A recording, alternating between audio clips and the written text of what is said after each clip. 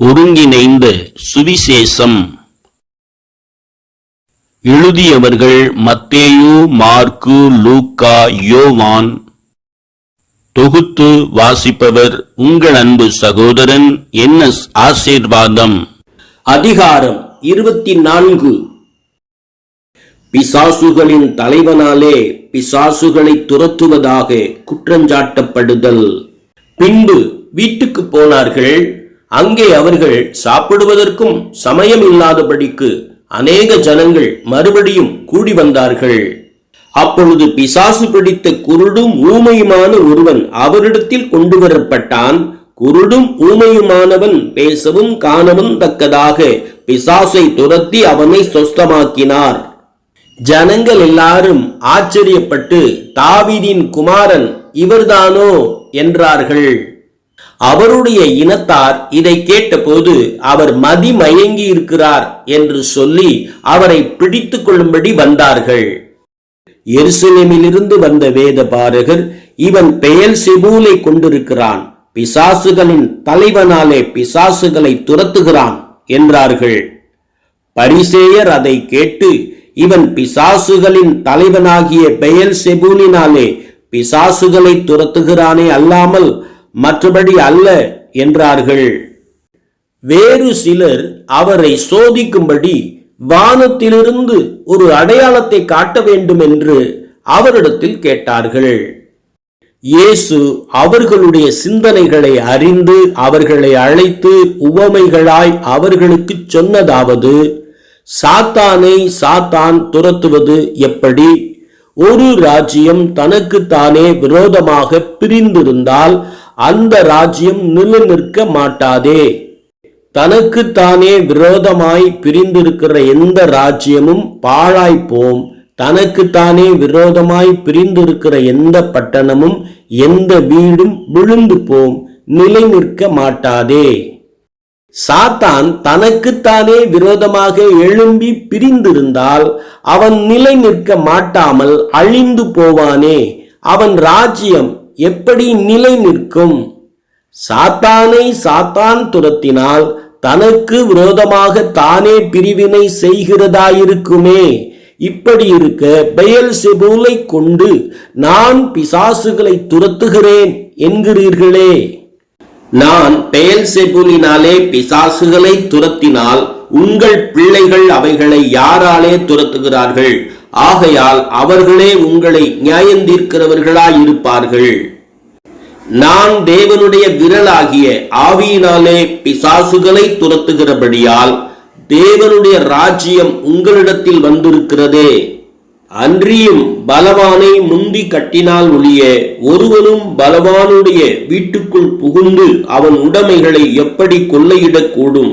கட்டினானேயாகில் அவன் வீட்டை கொள்ளையிடலாம். ஆயுதம் தரித்த பலவான் தன் அரமனையை காக்கிற போது அவனுடைய பொருள் பத்திரப்பட்டிருக்கும். அவனிலும் அதிக பலவான் வந்து அவனை மேற்கொள்வானேயாகில் அவன் நம்பியிருந்த சகல ஆயுத வர்க்கத்தையும் பறித்து கொண்டு அவனுடைய கொள்ளை பொருளை பங்கிடுவான். என்னோடே இராதவன் எனக்கு விரோதியாயிருக்கிறான், என்னோடே சேர்க்காதவன் சிதறடிக்கிறான். ஆதலால் மெய்யாகவே நான் உங்களுக்கு சொல்லுகிறேன், மனுஷர்கள் செய்யும் எல்லா பாவங்களும் அவர்கள் தூசிக்கும் எந்த தூசணங்களும் அவர்களுக்கு மன்னிக்கப்படும். ஆவியானவருக்கு விரோதமான தூசணமோ மனுஷருக்கு மன்னிக்கப்படுவதில்லை. எவனாகிலும் ஒருவன் மனுஷகுமாரனுக்கு விரோதமான வார்த்தை சொன்னால் அது அவனுக்கு மன்னிக்கப்படும். எவனாகிலும் ஒருவன் பரிசுத்த ஆவிக்கு விரோதமாக தூசணம் சொல்வானாகில் அவன் இம்மையிலும் மறுமையிலும் மன்னிப்படையாமல் நித்திய ஆக்கினைக்குள்ளாயிருப்பான். அசுத்த ஆவியை கொண்டிருக்கிறான் என்று அவர்கள் சொன்னபடினாலே அவர் இப்படி சொன்னார். அசுத்த ஆவி ஒரு மனுஷனை விட்டு புறப்படும் போது வறண்ட இடங்களில் அலைந்து இளைப்பாறுதல் தேடியும் கண்டடையாமல், நான் விட்டு வந்த என் வீட்டுக்கு திரும்பி போவேன் என்று சொல்லி அங்கே வந்து அந்த வீடு வெறுமையாகவும் பெருக்கி ஜோடிக்கப்பட்டதாகவும் இருக்க கண்டு, திரும்பி போய் தன்னிலும் பொல்லாத வேறு 7 ஆவிகளை தன்னோடே கூட்டிக் கொண்டு வந்து உட்புகுந்து அங்கே குடியிருக்கும்.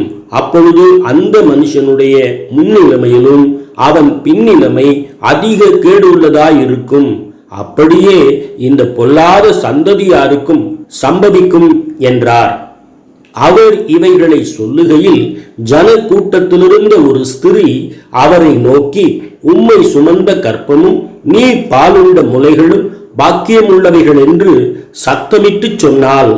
அதற்கு அவர், அப்படியானாலும் தேவனுடைய வார்த்தையை கேட்டு அதை காத்து கொள்ளுகிறவர்களே அதிக பாக்கியவான்கள் என்றார். இப்படி அவர் ஜனங்களோடே பேசுகையில் அவருடைய தாயாரும் சகோதரரும் அவரிடத்தில் வந்தார்கள். ஜன கூட்டத்தினாலே அவர் அண்டையில் அவர்கள் சேரக்கூடாமல் வெளியே நின்று அவரிடத்தில் பேச வேண்டுமென்று அவரை அழைக்கும்படி அவரிடத்தில் ஆள் அனுப்பினார்கள். அப்பொழுது ஒருவன் அவரை நோக்கி, உம்முடைய தாயாரும் உம்முடைய சகோதரரும் உம்மை பார்க்கவும் உம்மோடே பேச வேண்டும் என்றும் வெளியே நின்று உம்மை தேடுகிறார்கள் என்று அவருக்கு அறிவித்தான். தம்மிடத்தில் இப்படி சொன்னவனுக்கு அவர் பிரதி உத்தரமாக, என் தாயார் யார், என் சகோதரர் யார் என்று சொல்லி தம்மை சூழ உட்கார்ந்திருந்தவர்களை சுற்றி பார்த்து தம்முடைய கையை தமது சீசர்களுக்கு நேரே நீட்டி, இதோ என் தாயும் என் சகோதரரும் இவர்களே, தேவனுடைய வசனத்தை கேட்டு பரலோகத்தில் இருக்கிற என் பிதாவின் சித்தத்தின்படி செய்கிறவன் எவனோ அவனே எனக்கு சகோதரனும் எனக்கு சகோதரியும் எனக்கு தாயுமாய் இருக்கிறான் என்றார்.